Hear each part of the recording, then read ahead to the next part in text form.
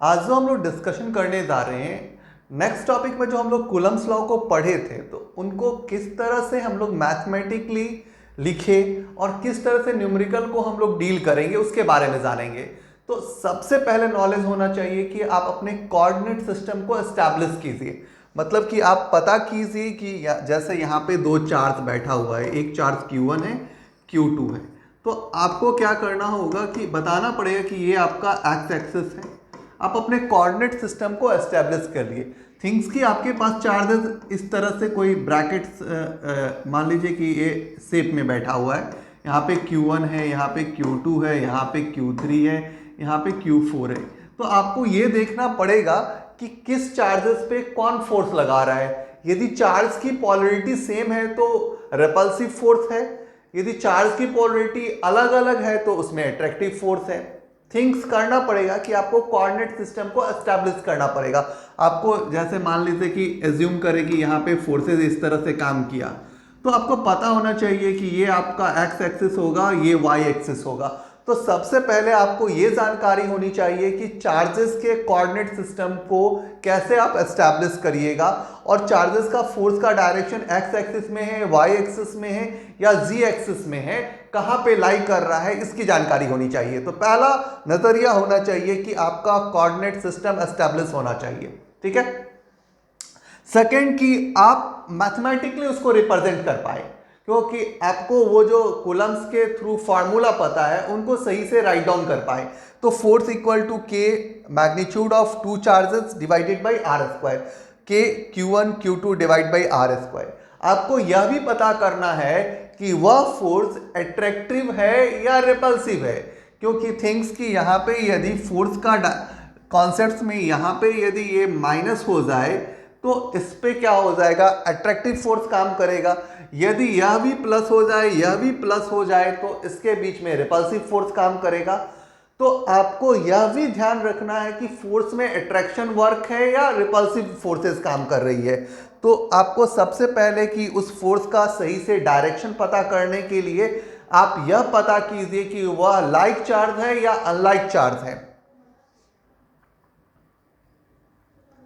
अब आपको यह भी जानकारी होना चाहिए कि यदि वहां पे कोई कंपोनेंट स्प्लिट करना पड़ा, थिंग्स की आपको कंपोनेंट के बारे में नॉलेज होना चाहिए। जैसे कि अपने पास यहाँ पे कोई चार्ज है सी, देखिए यहाँ पे Q1 चार्ज है, यहाँ पे Q2 चार्ज है और यहाँ पे Q3 चार्ज है।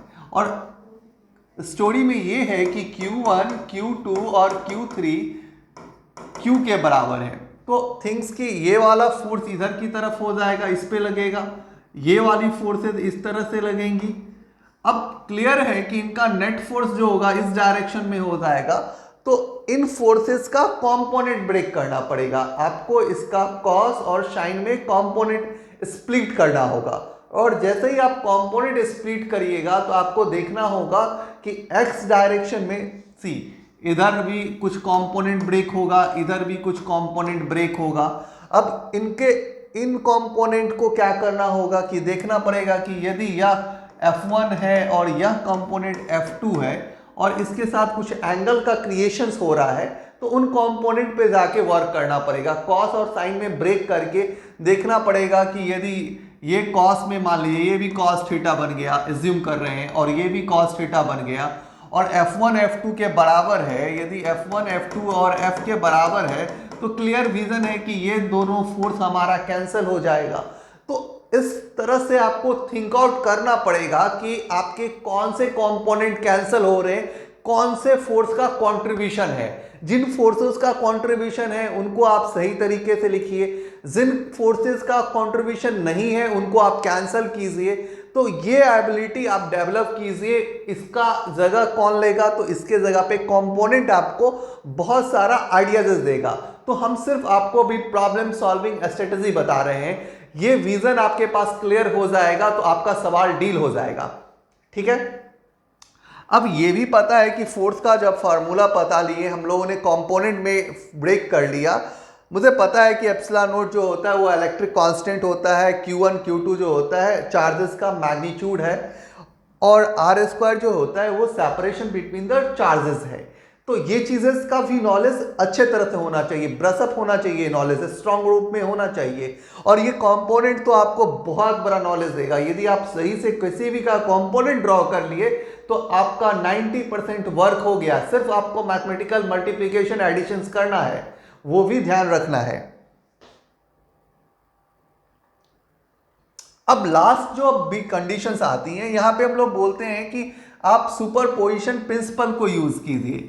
इसके बारे में हम लोग बात कर रहे हैं कि ये सुपरपोजिशन जो प्रिंसिपल्स है इनके बारे में बात करते हैं। तो सुपरपोजिशन प्रिंसिपल का रोल क्या होता है कि सुपरपोजिशन प्रिंसिपल्स, जैसे मान लीजिए कि हम लोगों ने ऐसे यहां पे मान लें कि Q1 चार्ज है, एज्यूम कर लेते हैं यहाँ पे Q2 चार्ज देते और यहाँ पे Q3 चार्ज देते। तो Q3 Q1 पे फोर्स लगाया और इसमें रिपल्सिव फोर्स लगा, तो मान लीजिए कि हम इसको नाम लिख दिए F13। अब 2 वाला 1 पे फोर्स लगा रहा है तो हम इसको नाम दे दिए F12। तो इस चार्ज पे इफेक्टिव फोर्स कितना लगा, मतलब कि साइमल्टेनियसली एक साथ कितने फोर्सेस एक्ट किए।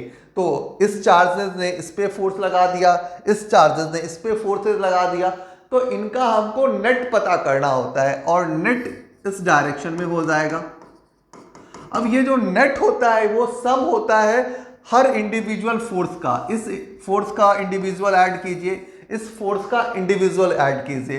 तो यदि हम एफ नेट लिखें और एफ नेट क्या हो जाएगा, F1 प्लस F2, और ये फोर्स कितना भी रहेगा वो चलता रहेगा।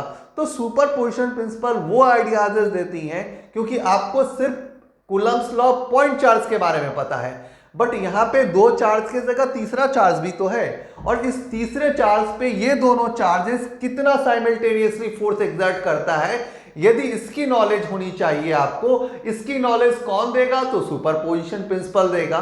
तो अपने मैथोलॉजी में आप यह ध्यान रखिए कि आपको लास्ट में सारे फोर्स का वेक्टर सम करना है, और वो आपका कौन सा मेथड होगा, तो वो होगा सुपरपोजिशन प्रिंसिपल। तो आप इस चीज को पूरा ध्यान रखिए कि लास्ट रोल किसका है, सुपरपोजिशन प्रिंसिपल। सुपरपोजिशन प्रिंसिपल से पहले क्या करना है, कंपोनेंट को ब्रेक करना है। यदि आप कंपोनेंट ब्रेक कर लिए तो उन कंपोनेंट को सिर्फ आपको सम करना है, और वो सम कौन देगा आइडिया, सुपरपोजिशन प्रिंसिपल। तो इन पे अब हम लोग न्यूमेरिकल करेंगे। ये हो गया आज का बेसिक आइडियाज आपको। अब आप फॉलो कर सकते हैं हमको न्यूमेरिकल बनाने में, न्यूमेरिकल्स में हम आपको हेल्प करेंगे। आज का डिस्कशन खत्म होता है, नेक्स्ट क्लासेस हमारा होगा जिसमें हम लोग न्यूमेरिकल डील करेंगे और इन एप्लीकेशनों को यूज करेंगे। Thank you.